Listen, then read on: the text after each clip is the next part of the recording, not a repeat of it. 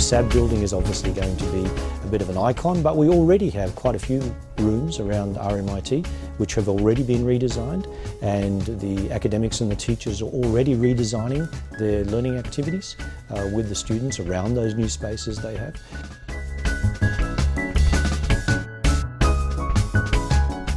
The space we're in now is a cross-discipline classroom, or CDC.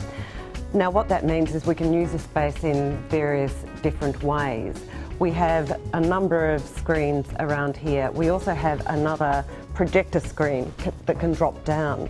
What I can do back from my station, the lecturer's laptop station, is I can put my work up there and with a press of a button flip it out to any of these screens around here or up on the projector screen. I can also choose any individual workstation to put up on the projector screen or on any of the other screens around here, which means we can really personalise the interaction between the teacher and the student. It also means that all the students can share in what each other is working on. So we can separate off, we can have little clusters of students working on one thing.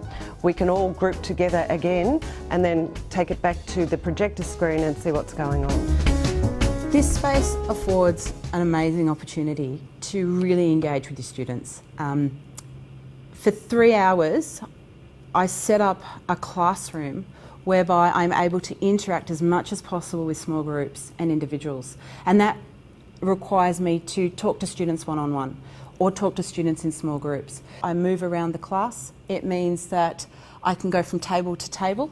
I can interact with the students, you know, where they're at in terms of the activities that they're doing.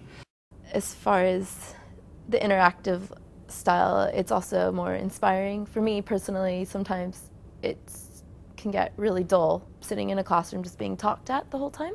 But when you're able to participate in something, it becomes relevant, it becomes inspiring, it becomes something that you actually have an interest in and maybe your own point of view on that you want to share and kind of make other people see your point of view and see why you're thinking that way.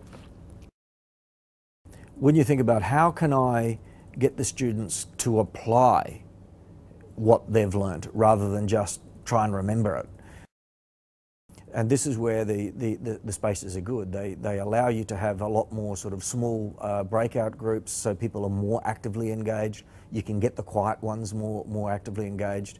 You can keep the more noisy ones a little more, just take them aside, you know, move them, you know, ask questions to others. But you can get around the room much more effectively. It's often not hard to do. And a lot of people haven't done it before because, you know, the physical space is not designed for it. But now that we've got the spaces, you know, we can, it's an added dimension.